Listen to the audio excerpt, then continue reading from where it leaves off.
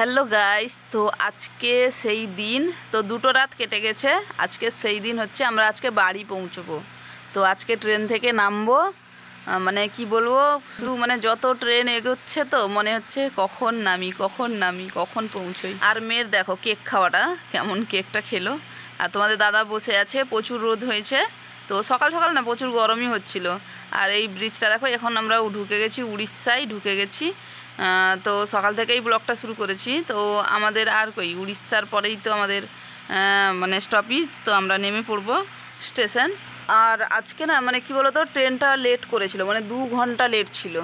তো 9টার সময় নামার কথা ছিল ট্রেন থেকে, কিন্তু আমরা নেমেছিলাম মানে স্টপেজে পৌঁছেছে, স্টেশনে পৌঁছেছে মানে 11টার সময়। তো এইরকমভাবে মানে 2 ঘন্টা ট্রেন লেট ছিল। তো আলুয়াতেই যখন আমরা উঠেছিলাম তখনও মানে লেট ছিল, আর পৌঁছতেও লেট। তো আজকের ব্লগটা না একটু ছোট করেই দিলাম, কেন বলো তো, তো আমরা সকাল থেকেই ব্লগটা শুরু করেছি, কিন্তু পৌঁছেছি বিকেল 4টে পৌঁছেছি। তো পৌঁছানো পর্যন্তই ব্লগটা দিয়েছি। তো এখানে দেখো কতগুলো ট্রেন যাচ্ছিলো, 3টে ট্রেন একসাথে মানে একই লাইনে আর কি। তো যাচ্ছিলো পরপর লাইনে, একই লাইনে না পরপর লাইনে যাচ্ছিলো, তো দেখতেই ভালো লাগছিলো, ওই জন্য ভিডিওটা করলাম। আর এটা দেখো পাহাড়, উড়িষ্যাতেও পাহাড় আছে, শুধু আমাদের এখানেই নেই। তো আমরা হচ্ছি মানে আমরা নামবো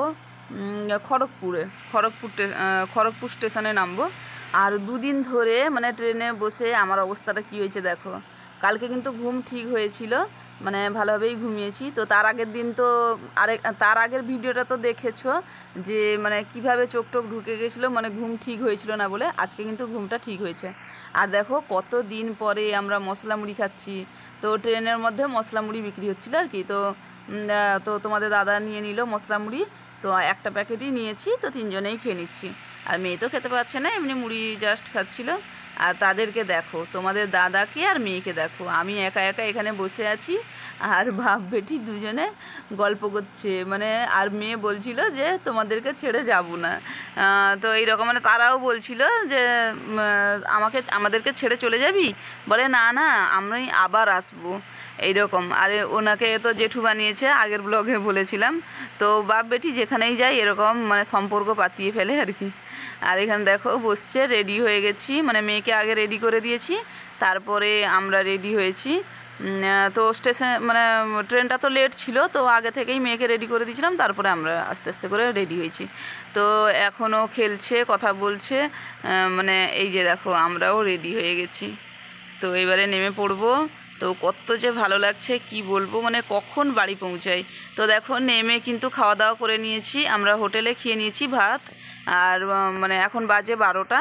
আর মেয়ে না ভাত খায়নি, ওই কারণে তাকে একটা আপেল কেটে দিচ্ছিলাম, কিন্তু আপেলই দিচ্ছিলাম, কিন্তু বাসও চলে এসেছিলো, বেশিক্ষণ এখানে বসতে হয়নি। তো বাসও চলে এসেছিলো। তো আমরা যাব দীঘা বাসে, ওই কারণে দীঘা বাসটা ছিল না, তো ওই কারণে একটু দীঘা বাস আসতে গিয়ে তারপরে আমরা গেলাম। তো আমাদেরকে না 2টো বাস চেঞ্জ করতে হয়েছে, কারণ আবার কাঁথি পর্যন্ত গেছে, তারপরে আবার আমাদেরকে আর একটা বাসে যেতে হয়েছে। তো দেখো শ্বশুরমশাই আর আমার বাবা আনতে এসেছিলো মানে বাস স্টপেজে। তো এখন আমরা বাড়ি পৌঁছে গেছি। তো আজকের ব্লগটা এটুকুই, তো আবার দেখা হবে তোমাদের সাথে।